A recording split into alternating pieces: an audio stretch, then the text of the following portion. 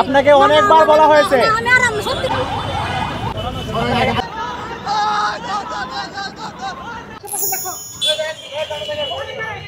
লালন গাঞ্জা পাওয়া যাচ্ছে এবং সে গর্ব করে বলছে লালন গাঞ্জা। আপনার মেট্রোর পুলিশ না, তো আপনার মেট্রোর এলাকার ভিতরে যে বাবু করে বসে আছে, এটা তো আমাদের সিকিউরিটি হুমকি। তো আপনার কাজটা কি? আপনারা স্মরণ রাখেন এদেরকে। এখনই টাইম বলে থাকে, আমি এখানে যখনই আসছি আমি একে অনেক কিন্তু দেখতেছি এখানে। তো আপনারা করছেন কি বলেন আমাকে?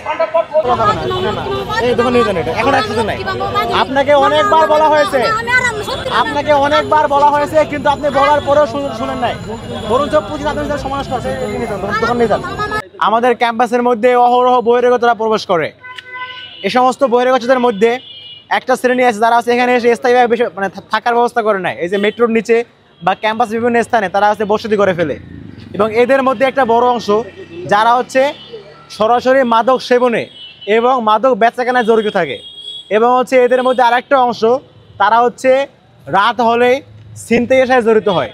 এই ধরনের মানুষদের উপরে বর করে, এই সমস্ত মানুষদের উপর বর করে মোটামুটি ছিনতাইকারীরা এবং হচ্ছে মাদক কারবারিরা তারা হচ্ছে এই সমস্ত এলাকায় কাজ করে।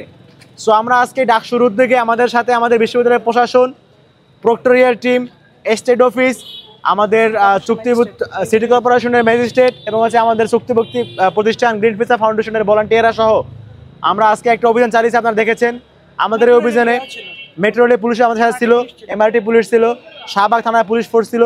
সো সকলের যৌথ উদ্যোগে আমরা ক্যাম্পাসের মধ্যবর্তী এলাকায় একটা অভিযান চালিয়েছি।